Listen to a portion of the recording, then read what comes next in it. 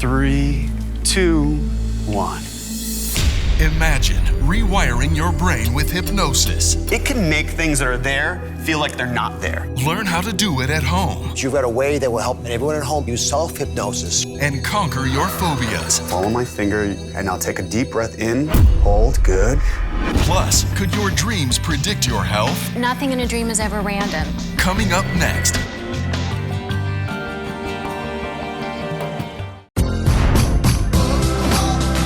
Y'all ready for season 10?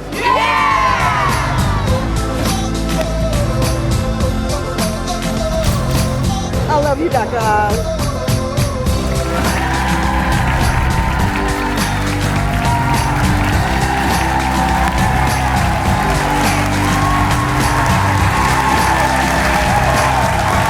A new FDA proposed rule on sunscreen is leaving many wondering if some of the most effective sunblocks on the market could soon disappear from store shelves. And with so many options out there, how do you know which sunblock will protect your family from what you dread most, which is skin cancer? So today we are investigating, and we got some audience members here who are concerned about which sunblock they are dying. And Ella, for example, has lots of worries. For example, So with my family, I like to go natural whenever possible, and I buy mineral-based sunscreens, but I don't know if it gives us enough protection. but you do use mineral-based right now. Yes. How many mineral-based sunscreen people are there out there? Zinc oxide, titanium dioxide? Nobody. All right, good. It's good to know. I like the mineral ones, and I use them, but so we'll get to your question. Isabel, what's your sunscreen question? With so many choices out there, it gets overwhelming. So I just try to buy the best quality. That's how I get duped into buying the most expensive one. Yes. The most powerful, get the biggest SPF, right? Yes, exactly. But what SPF do you really need? That question comes up all the time. All right, here to navigate the sunscreen aisle is dermatologist Dr. Whitney Bowe. She says picking the right sunscreen goes far past the inconvenience of minor burns. Thanks for being here. That's so correct, Dr. Oz. Thanks for having me. Because if you add up all the cases of skin cancer that have been diagnosed in the last year, that number is actually greater than if you combine the number of cases of breast cancer, lung cancer, colon cancer, and prostate cancer. So it's really, really common. At some point in our lives, a lot of us will struggle with this, but it's all because of the sun. So help us understand this new proposed FDA rule. Okay, so overall, the FDA is still saying that the benefits of sunscreen outweigh the risks. But the FDA is recommending that we take a closer look at which sunscreen ingredients actually get absorbed through the surface of the skin into the bloodstream and what that means for our health. So in general, there are these two categories, right, that you referred to before. There's the physical or mineral blockers and there's the chemical ones. So the FDA is saying the physical and mineral blockers are safe. They just sit on the surface of the skin. They really don't get absorbed. It's the chemical ones that the FDA is looking into because we do have some small animal studies showing that they can get absorbed into the bloodstream and they can potentially have negative effects in those animals. But what that means for humans, we don't know yet. Come over here. Show us the difference between the two. I asked the audience earlier. I'm not sure yet they were all clear on this. So these are the natural sunblocks, and we have the chemical-based sunblocks. And we're not judging. We're just going to explain what they are and how they're different. So take it away. It really all comes down to the active ingredients. So if you're thinking about the mineral or the physical blockers, which a lot of people refer to as the natural sunscreens, you're thinking about the ones that contain zinc oxide and or titanium dioxide. So these are the ones, guys, that they sit on the surface. It's almost like a shield. So they reflect or scatter the UV rays. And they're the ones that can be kind of chalky. Yeah. Like they're difficult to rub in, right? Some of them. You know, they Casper the Ghost sometimes. Yes, you can have a little bit of a ghostly appearance. Yes. You got it. Scares people. The chemical-based sunscreen. So these are ones that contain ingredients like avobenzone, oxybenzone, octinoxate, octisalate. These work differently. They act more like a sponge. Mm-hmm. So they absorb the UV rays, and these are actually pretty easy to rub in. Yeah. So most of you use these because they are simple and straightforward, and you don't have to reapply them all the time, which is the other benefit, I think. Both of them really should be reapplied every 2 hours if your skin is dry. Oh. And if you get wet or you're sweating, you should be reapplying it even more often than that, so almost every hour. They both have to be reapplied throughout the day. All right, so we have basic game plans. Come on over here. Our friends at Good Housekeeping put the various sunscreens to the test. Joining us now is April Franzino. Hi. Beauty director for Good Housekeeping magazine. Thanks you did a wonderful so much for job. having me. Knows all things beauty. So she Thank you. took those different sunblocks we just talked about, and you put them to the test. So what did you do? So the Good Housekeeping Institute's Beauty Lab basically scans the market from drugstore brands all the way to the high end and looks at the formulas. But first what they do is they blind the labels. So testers don't know what brand they're testing, so they can't be biased for or against a certain brand. And then they distribute them to more than 1,000 testers across the country in summer months so that they're getting exposure in everyday conditions. They're outdoors, they're swimming, they're at the ocean, the pool, and then we get their feedback on how they work in everyday life. So they tell us whether they leave any film on skin, how they look and feel, their scent, any irritation that happens to them, all the factors that go into whether you're going to use a sunscreen or not, and most importantly, whether they protect from sunburn. So these are the things that we take into account when we're testing sunscreens. So again, consumers, they prefer the chemical sunscreens. But in a laboratory setting, when everything's controlled, which one performs better, mechanical or chemical? Okay, so in a laboratory setting, when it's done by third-party testers like Consumer Reports, the chemicals do perform a little bit better, than the physical or mechanical blockers do overall. So guys, big message here. Any sunscreen is going to work. It's better than nothing, for sure. Right. But we're trying to give you a little bit of edge here in terms of which ones you tend to be benefiting for a bit more. All right. So what do you have to say when someone comes to the SPF number? What the number there is the most vital? Right, so when it comes to SPF, in a lab setting, again, when you look at that, 30 and above, those higher numbers, they don't seem to be much of an added benefit. It almost seems to plateau. Because in real life, those higher SPFs can be much more forgiving because, as I spoke with April earlier, people do not use as much SPF as they're supposed to. Right. They don't reapply it as often as they're supposed to. So it's nice to have that buffer. So I do recommend that people look for that. If you're going to the beach, look for an SPF 50 and SPF 60 because by the time you actually use it, you're probably getting more like an SPF 15 the way that most people tend to use it. How many of you like a nice shot of alcohol at night when you get home? I thought so. You know how big that shot glass is? That's enhanced. Right? That's the amount of sunblock you're supposed to put on when you go out. You got to fill up the whole shot glass, not with vodka, but with sunblock. So most of us just don't do that. And reapplying it and reapplying it and reapplying it, which a lot of people don't do. And there's one other issue, which is SPF talks about blockages of one of the kinds of the rays of the sun. But there's actually two kinds of rays of the sun. There's more, but two big ones. So the UVBs, what do they do, and why does the SPF apply to this? So SPF only applies to UVB. It has nothing to do with UVA. If you want UVA coverage, you have to look for the words broad spectrum on the label. So the UVB, I say B for burn. Yeah. So they're the primary cause of a sunburn, and it only affects the superficial layers of the skin. So this is a model of the skin. We've got the superficial layer here, right, the epidermis, and then there's a dermis just beneath it. And if we didn't realize, thank you for doing that, Scott, you'll see the UVB only goes to the top. So it burns the skin, but it doesn't affect the dermis. Now, what does the UVA light do? Okay, so UVA goes a lot deeper. So I tell people A for aging because it goes all the way down into the layer where your collagen is made. So if you're concerned about signs of aging, they both, UVA and UVB, can cause skin cancer. But A goes a little bit deeper and can cause a lot of those signs of aging, like lax skin and wrinkles. So that's why you need the sunscreen. And when you get sunscreen, you apply it correctly on that superficial layer. Now you protect the epidermis and the dermis. They're both protected. And the sunscreen, if it's doing its job, will do that for you. But again, it has to be broad spectrum, which means it's protecting against the UVB and the UVA together. You got it. Clear. Now, advice to folks on sunscreen. Now we've given all the basics here. What do you actually do in your family? What do you recommend that we do in ours? Right, so what do I tell my patients? Now, I got to tell you, my recommendations may change, as the new research comes in. But what I'm telling patients and what I do for my family right now is that I do believe that the benefits still outweigh the risks of sunscreen. And yes, I do think that the chemical sunscreens do perform better than the physical. But if you're concerned, if you're worried about being absorbed in, I tell people look for those fabrics. You can find fabric, either a long sleeve rash guard, a cover up, that actually filters out 98% of the UVA and UVB rays. So it dramatically cuts down on the amount of sunscreen you actually have to apply and reapply throughout the day. That's what, I think, for kids, probably the best solution of all. Oh, yeah. In our family, try not to send anyone out without a shirt on. And then you have to apply a lot less sunscreen, save some money there, and apply it to the parts of your skin where it shows. Your back of your hands, the face, and you can use mechanical or chemical, whatever you happen to like. Right. In fact, you're so passionate about this, Dr. Bowe started her own line of UV apparel. Congratulations. I did, thank you. So up next, our investigation into the summer health products that you use most continues with a deep dive into the best bug sprays on the market. Oh, look at those guys. Ooh, deep diving.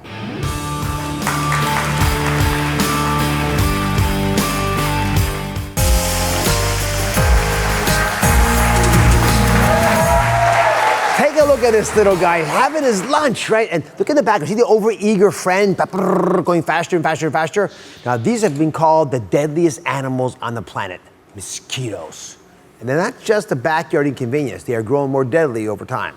According to the CDC, reported cases of mosquito, tick, and flea-borne illnesses, they more than tripled between 2004 and 2016. So what are you going to do? You're going to spray on some bug repellent, right? Or are you going to maybe light a citronella candle?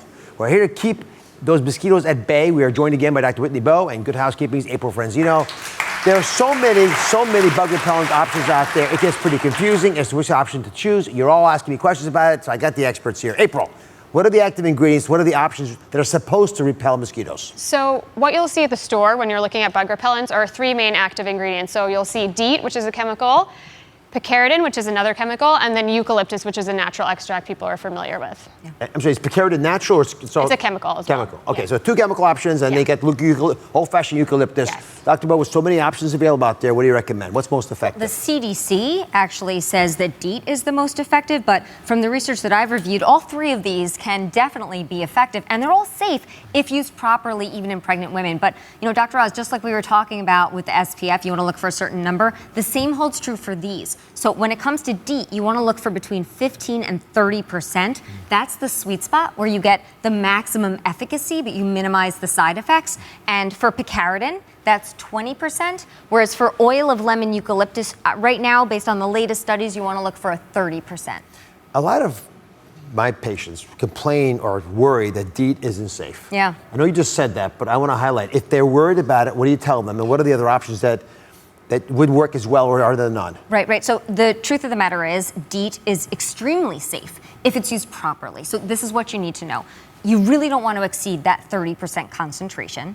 And this is a case where more isn't better. So if you're heading out in the sun, in say the morning, you put on your sunscreen, wait 10 to 15 minutes, then spray on your DEET. And then yes, reapply your sunscreen throughout the day, but no, you don't want to reapply your DEET. So here you want to look at the instructions on the label regarding how frequently to reapply, and don't overdo it. And you also want to be careful about ingesting it. Yeah. So guys, you don't want to just spray it onto your face. You want to spray it in your hands, right? And then pat it onto your face, and then wash your hands really well, because you don't want to be licking your fingers after like a barbecue and accidentally ingesting DEET. And to be clear, DEET is safe, makes sense once a day. If you're going to use eucalyptus, it's a little different rules program. You got to keep applying continually throughout the day. So interestingly, this is natural, and I love natural, but it's actually considered less safe for younger children. So look at the guidelines regarding what age it's safe to use them. Why is it less safe for younger kids? Because it has more side effects in younger children. So I believe it's 3 years and up, it's okay to use oil of lemon eucalyptus. So this is one of those cases where natural may not be safer. So just check the guidelines, the latest guidelines. All right, bug repellent's great for individual protection. We just covered that. But what if you want to protect a larger area? Like, for example, your backyard barbecue or patio area. April, what do you guys recommend in Good Housekeeping for this? So, and citronella candles are what seems to be the standard. Yeah, so everyone's familiar with citronella candles, and you're probably also familiar with still getting bitten when you have them outside at your house. Do they work? I think in some cases, but because the air surrounding you is, it's limited what you're going to get emitted from the candle, I think it's a limited effectiveness. So there's this interesting hack that we learned about at the Good Housekeeping Institute, and so I kind of asked our scientists whether it's legitimate or not, and they said it is, and it actually is a fan. Wait. And it's something that everybody probably has. So you can actually take a portable fan, and you can keep it outside near you. And mosquitoes actually don't have the strength to fly against the breeze of a fan. And so it's something like you'll notice at the beach you're not getting bitten as much. Same thing. And so if you have a fan outside with you, it'll also keep you cool, and it should keep the mosquitoes out of your vicinity without any citronella. A low-budget solution. I know. And our scientists said it really does work, which is pretty amazing. And no more chemicals. It's safe too. It's great. Thank you, Dr. Bowe. April, thank you very much. We'll be right back, everybody.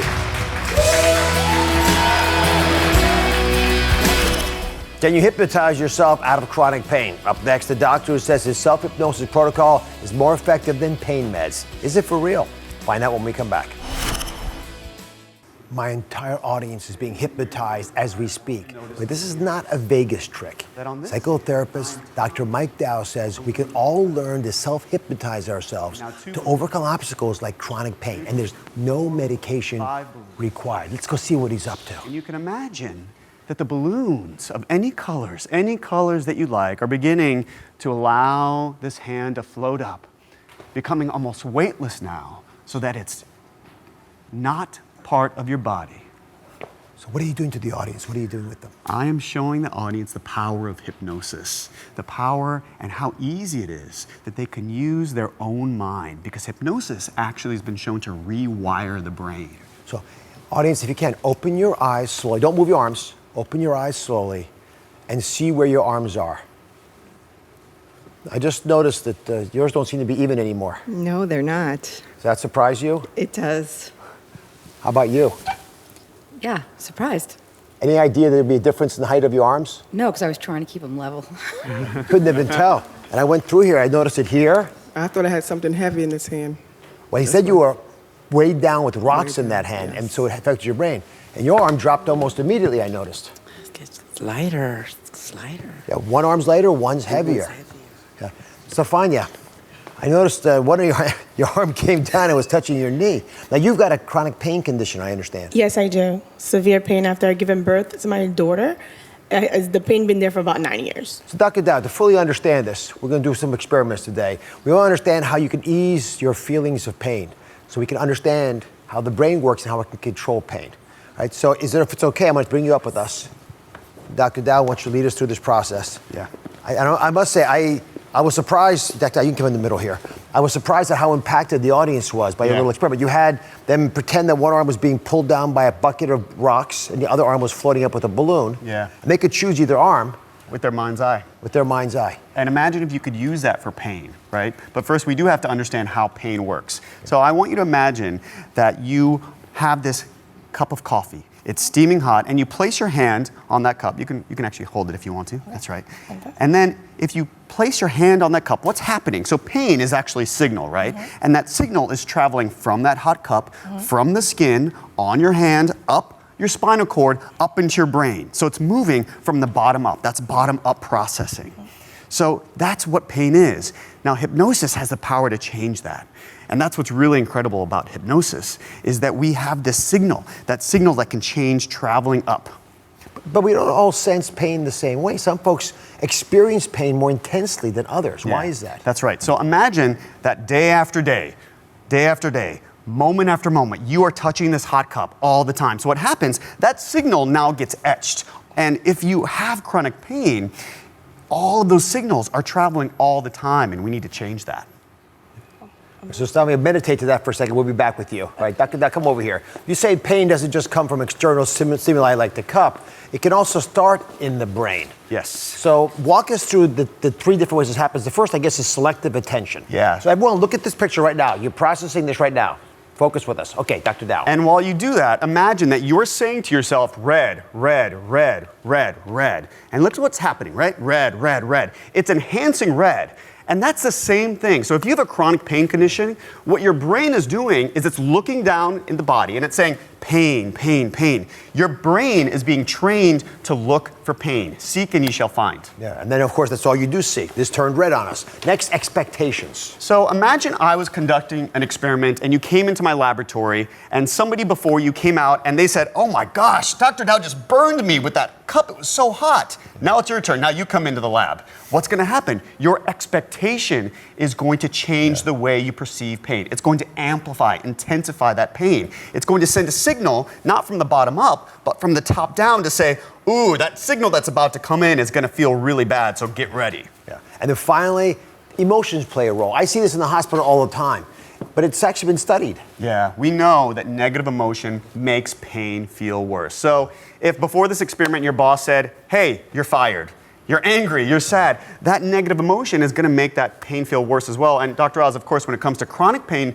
this becomes sort of a downward spiral, because if you're in chronic pain, you probably feel a little sad or depressed. When you feel sad or depressed, you feel pain more. I think a lot of the chronic pain syndromes come from that. I'd have difficulty waking up every morning in intense pain. Of course, it's going to make you feel down, and that reinforces the process. So How does hypnosis affect how we perceive pain? Yeah, so what I love about hypnosis, it's really unique because it can change all of those things. It's changing the top-down processing. It can actually do this in a couple different ways. So Dr. Oz, if you were to give me a shot in this arm and you had a nurse over here and my nurse is tapping over here, that means that hypnosis can do the same thing. It's sort of bringing your attention over here to the places in your body where you feel the most comfortable, but it can also do other things that are really incredible. So it can actually transform sensations, it can transform pain into pressure, or because it can create negative hallucinations, it can make things that are there feel like they're not there. Negative hallucinations? Yes. So erasing feelings, sensations, so you just don't notice pain at all.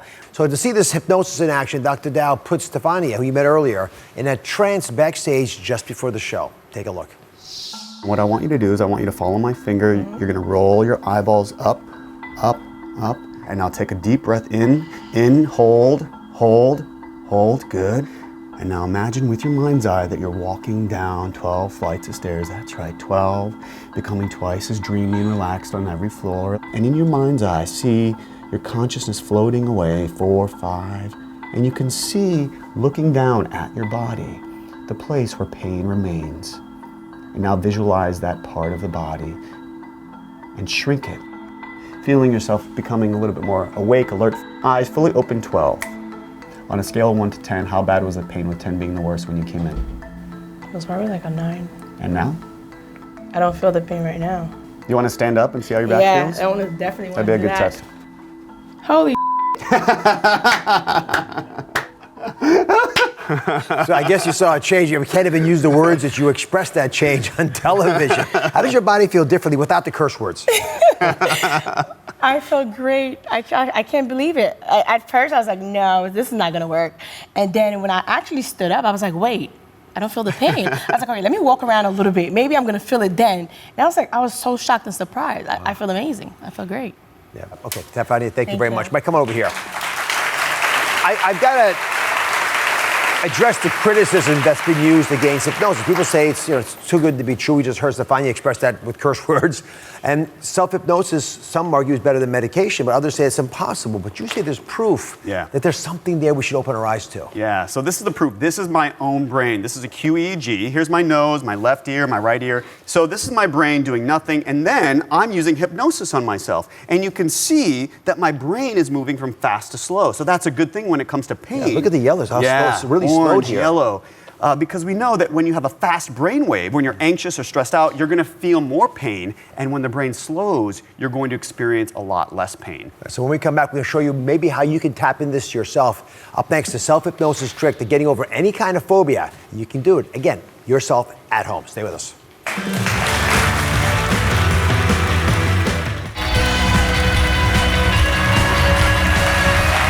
Almost 1 in 10 Americans has a phobia. Fear of speaking publicly, fear of flying, problems with heights. I'm one of them. And they hold back millions of people. Dr. Dow says he has a revolutionary new way of getting through to your phobia with a 3-step self-hypnosis trick. You won't have to deal with those phobias anymore if you pay attention to this. So why is hypnosis so impactful when it comes to phobias? So hypnosis is great for phobias because it actually tricks the brain into thinking that it's already experiencing the thing that you fear. So take a look at my own brain. This is a QEEG. This is my brain before hypnosis. This is my left ear, my right ear. And back here, this is the occipital lobe. And this is the nose at the very top. Correct. The back of your head. Yep. Okay. And then here, this is me on hypnosis, basically. And my occipital lobe, even though my eyes are closed, I'm picturing myself doing something. So my brain thinks that I'm doing that thing. So it's basically exposure therapy on steroids using the virtual reality of your mind's eye. Okay, come on over. Maggie's here, a member of our audience, and you are afraid of birds. I am. So give us a little bit of the background on that. How does that affect your day-to-day life? Well, birds are everywhere, outside, hopefully. And sometimes it's hard to just walk down the street, especially in New York. I got back to my apartment the other day, and I went to go inside, and there were vultures circling like the dumpster area, and I ran back to my car. I was on the phone with my mom. I was like, what is going on? I ran back into my car, and I waited until they were gone. So you want vultures controlling your life? No. Yeah.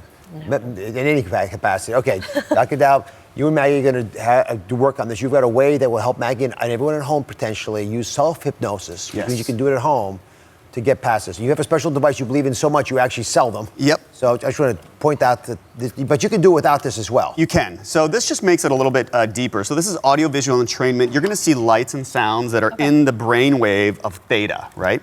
So there's 3 steps in this. Boy. Pretty cool, right? Yes. Feel a little trippy already? I feel, yeah. Yeah. Trippy, right? Trippy is a good word, yeah. So what I want you to just relax. Okay. All right, is that on? Okay. So, there we go. Okay, now I want you to just roll the eyeballs up a little. And now when you feel comfortable, just allow yourself to exhale and take a deep breath. And imagine that you're floating down an elevator with 10 steps, 10 floors, 10, 9, 8, 7, 6, 5. Yes, that's right. Becoming twice as dreamy on every floor. 4, 3, 2, 1. And what's interesting about this theta brainwave, this first step, is allowing yourself just to float back to that original encounter with that bird that led to fear. And what I want you to do is you can imagine in your mind's eye that you are going to play the scenes from the start to the finish, but I want you to play it muted. Playing it forward, and then rewind. That's right. And now the second step is to enhance your present. So what I'm going to do is, Maggie, you've done so many things in your life, haven't you? Yeah. And I'm going to have you imagine with your mind's eye that you're in a car. And the accelerator pedal represents, in here in this right hand, all of the things that you've done, all of the things that you've achieved, all the things that you've been brave enough to do. And as you remember those things, the right arm is going to become heavier and heavier and begin to float down. And it's like you're pressing an accelerator pedal with your right hand. And then I want you to also imagine that I'm tying a balloon to your left wrist. And in that balloon is any fear that you have, any residual fear. And now you can blow up that balloon with your mind's eye, putting all of that fear in there. And you may even notice that the left hand begins to float just a bit more, becoming just a bit higher now. That's right, a little bit higher. And now imagine that I'm untying that string, and all of that fear is going to float away, and you're seeing it in your mind's eye. Yes, that's right. And then those hands can just find that comfortable resting position.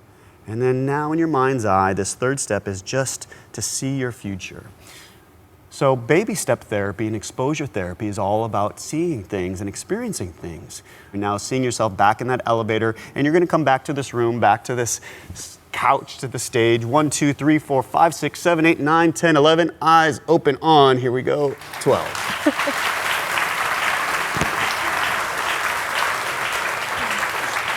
So what did you see? What did you experience while Mike was doing that?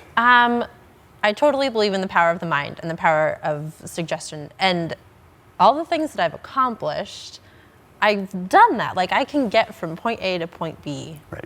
And nothing is going to hurt me. Right. So. Right.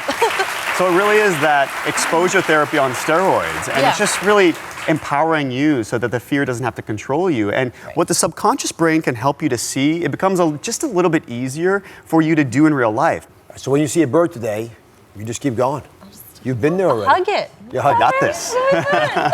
We're going to put this little intervention on DrOz.com. And Dr. Dow's new book can help as well. It's called Your Subconscious Brain Can Change Your Life. We'll be right back. Coming up, we're investigating your dreams. Do you ever dream you're drowning or you're having car trouble? Can they predict what's going on in your health? Have you ever had the dream you were drowning, fighting to stay above the water, gasping for air? So many of us had. And what about the dream where you're surrounded by snakes? Ugh, they're slithering all around you, you can't get away. Or one where you feel like you are falling at lightning speed to the ground, you can't stop yourself, right? What do these all mean? What are these dreams about? Well, today we're investigating. Can your dreams predict your health? Joining me now is the ultimate dream team, renowned dream analyst and author of Cracking the Dream Code, Lauri Loewenberg, and Dr. Jennifer Caudle. Dr. Caudle, what do dreams say about us? What do we learn about our health from analyzing our dreams? You know, that's a really interesting question. Honestly, researchers don't know exactly why we dream. There are a lot of theories about this. They range from anything of maybe dreams help us consolidate memories. Maybe dreams serve almost like a form of therapy for us. Or maybe they help us work out those fight or flight responses that we can do in a safe environment. Working out our creative juices, who knows? There's a lot of theories. We still have a lot more to learn. And Lauri, apparently there's a window into our health from looking at our dreams. Very much so. There's actually tons of cases of people who get certain dreams before they have a certain illness. For example, migraine sufferers will dream of getting struck by lightning or shot in the head right before the onset of a migraine. Well, they describe it with those words when they're awake. Yeah, because that's how it feels. And so Right. the dream kind of brings it to life as a warning to tell you to prepare. So let me show you what's really happening in your bodies when we dream. So we go to sleep at night, right? And we start to have energy in our brain because guess what? Our brain is still wide awake and it's communicating with the rest of our bodies just like it does at daytime. And because of this, we actually move when we're asleep. We've all experienced that, right, from people we love. But when we get into a stage of sleep called REM, the path of energy from the brain to the spinal column gets blocked here in an area called the pons. It actually disconnects the brain from our muscles so we can't move. This is for our protection. It keeps us from acting out our dreams. That's when this important form of sleep called REM sleep happens. At the same time, other parts of our brain, like the prefrontal cortex, become less active. We begin to calm ourselves down. We see the eyes moving? The reason our eyes move is because that part of our brain that's supposed to block the brain from communicating the body, it doesn't block the eyes. So we can tell you would be moving if you could when you're dreaming. That's why it's called REM sleep. Have you ever heard of REM sleep, right? Rapid eye movement sleep. That's why we can use it as doctors to tell what stage you're in. And our dreams can seem illogical. They can seem fragmented. We want to get to the bottom of what happens. What can some of our dreams really mean when it comes to our health? So I asked my viewers to keep a dream diary. Take a look at one of our dream diary confessions. I keep having this reoccurring dream that I'm in the middle of the ocean, drowning, gasping for air, and there's no land in sight, and I don't know what to do. Why do I keep having the same dream over and over again? So Lauri, what can drowning in our dreams mean? Typically, you'll dream of drowning when you're feeling overwhelmed. However, if you dream of drowning frequently and wake up gasping for breath, that's a telltale sign you could have sleep apnea. Oh, it's a medical problem we talk about. Dr. Caudle, Yeah, symptoms of sleep apnea, what do they include? Yes, sleep apnea is actually very serious. And you talk about sort of drowning. Oftentimes people with sleep apnea do feel like they're drowning. Common symptoms are feeling like you're choking or gasping for air when you're actually sleeping at night. It's a massive cause of illness. Yes, it is. Maybe the biggest of all the preventable problems that we have out there we don't realize. A lot. Sandra from our audience is joining us. You've also been dreaming about drowning. Not a good feeling. Does that dream describe what you were feeling? Absolutely. I was having very similar symptoms. I would go to sleep at night, and then I would, in the middle of the dream, feel like I was at the surface of the water and I just could not get a big breath. And when you finally went to talk to a doctor about what this might represent, I guess they diagnosed you. Yes, I went and I was telling them about the dream and about the palpitations, and my doctor recommended a sleep study. And it did come back positive, some mild sleep apnea. So, did you think the dreams may have helped you diagnose this problem? Absolutely. I would have never have gone in without those symptoms. And they really led to some major lifestyle changes. I've lost 20 pounds, and I'm really more intentional about getting the rest I need. Good for you. Good for you. Proud of you, Sandra. Thank you. All right, take a look at our next dream. This is a confession, a dream diary confession from Rebecca. The other day, I dreamt that I was in a tornado where it just kept spinning me around and I kept going higher and higher and higher, and houses and cars and things were passing by me, and I had no idea how to get out or make it stop. Can you tell me what that dream means? How do you feel when you wake up from that terrifying dream? I'm panicked, I'm stressed out, I'm just exhausted. It's just overwhelming. Sometimes I want to just wake up out of my dream. It's so miserable. I feel that way sometimes as well. So, Yes. Lauri, what kind of tornado dream mean? Okay, so tornado dreams are really common. You are in good company. Oh, good. And they're typically caused by anxiety and worry. However, if you are a very frequent tornado dreamer, like weekly, that's a good indication of anxiety or possibly even panic disorder. So your dream is showing you what this anxiety, stress, and worry is doing to your psyche. Like a tornado, it's a destructive force. Dr. Caudle, what do you recommend for folks with the stress that causes these problems? Well, certainly getting to that root cause is really important. And I would say, especially before bed, there are a few things, at least in that particular moment, we could do to try to calm things down. Whether that's sort of turning off and unplugging our devices, whether that's taking a moment of silence, meditation. Some people like to journal, even a cup of tea. But certainly before bedtime, that can be a really nice way to kind of wind things down and try to stay calm as we go into sleep. Hope that's helpful, Rebecca. It is. I'm definitely not going to watch my phone. Retail therapy. Retail therapy. Oh, please. She's kidding. Up next, the most common dream that everyone has. You'll be surprised by what it actually means. Stay with us.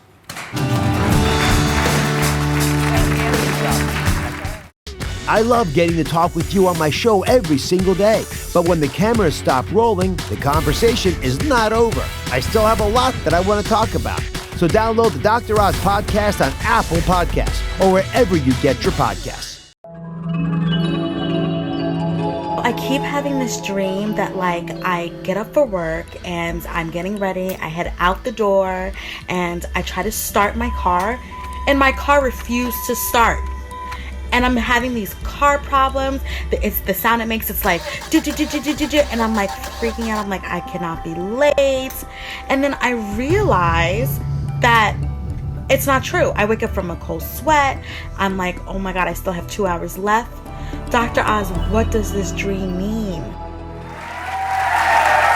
We're back investigating, can your dreams predict your health? Our dream team is here along with Ivana, whose dream we just heard. According to dream analyst Lauri Loewenberg, car trouble is one of the most common dreams we all have. So Lauri, what does it mean? Okay, so our dreams will often use the car to represent our body, so that we can understand that like a car, our body needs checkups and maintenance. In your case, you can't get your car started, so that's a very good indication of fatigue. Do you sense a lack of energy during the day? You know what? I'm so busy. I'm in nursing school, so Good for you. Thank you so much. I get up for the day. Thank you. I get up for the day, and most of the time I'm in school. I come home, and I'm taking care of my son. So yeah, I'm tired. I'm tired. So Dr. Caudle, what do you think is going on with Ivana's sleep? Well, I think it's really important to remember that all sleep is not necessarily good sleep. And that's one of the things here. Sometimes when we have these vivid dreams where we're doing all these things, they can actually be exhausting. You wake up the next morning and feel like you haven't slept. So with that, we have to remember that it may not be the most restorative sleep, and we need to really get to the root cause of it. It's very important. I hope that helps. And congratulations for being a nursing school student. Thank you so much. Thank you. All right, so one more member of the staff wanted to have their dreams analyzed. It was yours truly, so I kept the dream diary. Take a look. Just woke up, but I do remember my dream. I'm walking through this fantastic park. It's beautiful, springtime.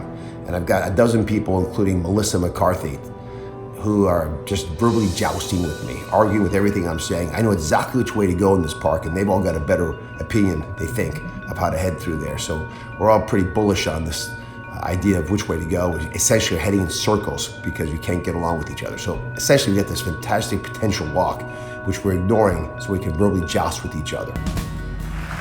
Lauri, help, please. Especially when Melissa McCarthy got involved, it became really problematic for me. Okay, so you want to look at any conversation in a dream as a conversation with yourself. So the conversation you're having with Melissa and all these other people is you conversing with yourself about some kind of indecision you're facing right now or at the time of the dream. Now, Melissa McCarthy seems random, but nothing in a dream is ever random. So here's how you figure out the celebrity in your dream. What's the first thing that comes to mind when you think of Melissa McCarthy? Is it a movie, a character she played? What stands out about her to you? What I enjoy is that she's argumentative in a funny way, but she often has a perspective that I might not agree with.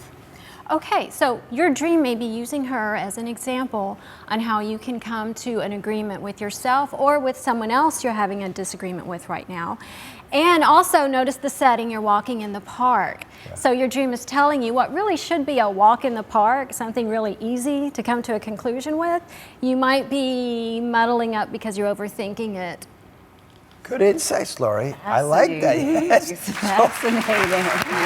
I love this. So Dr. Caudle, what? Do me next. I know, I like this. There's so much insight from a dream. Yeah. So what do you recommend to your patients if you want them to hack their brain a little bit, to get it to work differently while they sleep? Sure. So we talked about obviously getting to the root cause, looking at our diet and lifestyle, things like that, and any underlying medical conditions. But there are some people who feel like they can kind of control what they dream about or how they dream by focusing what they think about right before they go to bed. Now, there's a lot of evidence about this, but I always say it's worth a try, Maybe give it a try. Dr. Oz, this might be for you, is, focusing on something particular and seeing it that affects how we dream that night when we go to sleep. I'm going to start focusing on oceans. I wonder if Melissa McCarthy can swim. We'll find out. I bet she can. We thank my dream team, Lauri and Dr. Caudle. I'll be right back.